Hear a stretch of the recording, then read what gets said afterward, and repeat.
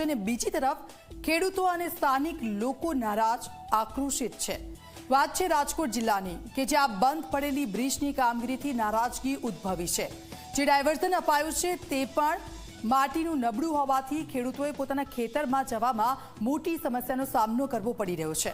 અધિકારીઓ અને કોન્ટ્રાક્ટરો વચ્ચે તાલમેલના અભાવે કામગીરી બંધ પડી છે।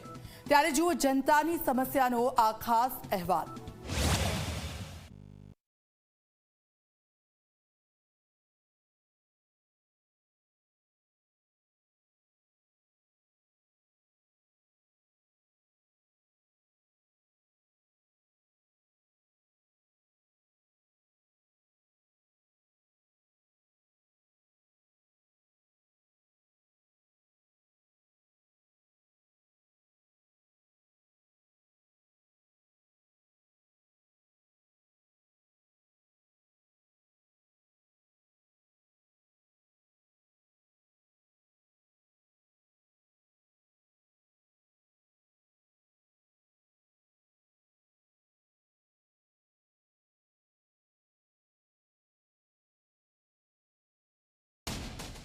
ખેડૂને અત્યારે વરસાદ થઈ ગયો, વાવવા જવું છે તો ભૈરા ટ્રેક્ટર લઈને નીકળી ગયા એમ નથી। માલ લઈ જવો, બિયારણ લઈ જવું કે ખાતર લઈ જવું તો એટલે લઈ જઈએ ગયા એમ નથી। ટ્રેક્ટર ચડતા નથી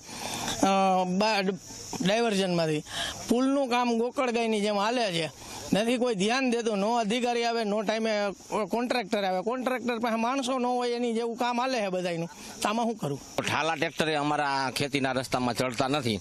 મોટરસાઇકલમાંથી માણસોને હેઠા ઉતારવા પડે, 3 સવારી હોય તો આપણે વાડીએ તો જવું જ પડે કાયમી। તો હવે આને કહી છીએ તો આ લોકો કોઈ જવાબ દેતા નથી।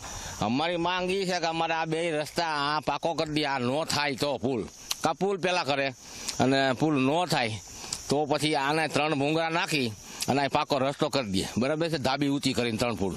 અને ઓલો રસ્તો છે ને ખેતીનો, એ રસ્તો રહ્યો એને હરખો કરવાનો છે, કારણ કે એમાં ચડતું નથી સાધન। ઠાલા સાધન ચડતા નથી તો અમારે માલ લઈ જાવ, દાણા લઈ જવા હોય, પાછું ત્યાંથી લઈ આવવું, તમારે લઈ જવું કેમ? આ બ્રિજનું નિર્માણ કામ છેલ્લા 1 મહિનાથી બંધ છે।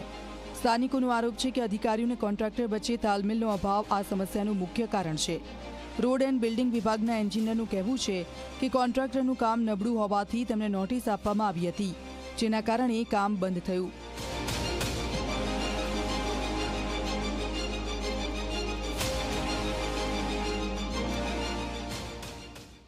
એમાં પુલમાં આપણે જે કોન્ટ્રાક્ટરને આપણે નોટિસ આપી હતી, ખરાબ કામ છે થોડું એના માટે, એટલે ફરીથી એ કામ કરવા માટે કીધું છે।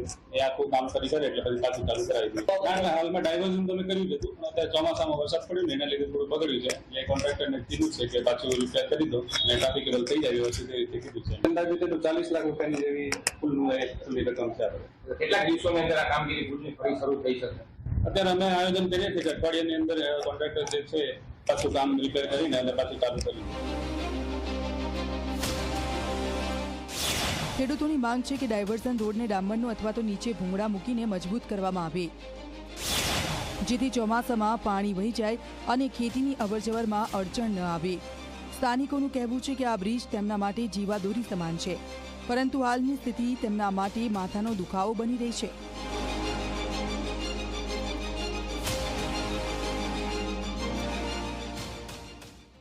પચીસો વીઘા જમીન છે આ સાઈડની અંદર, અને બીજા નંબરમાં નદીની જો આ તમે જોઈ શકો છો, નદીની અંદર ડાયવર્ઝન આપ્યું છે। હવે ચિકાસવાળી માટી છે, ગોરમટુ છે, એની અંદર રોપ કામ કરીને અમને ડાયવર્ઝન આપી દીધું, કામ ચલાવ।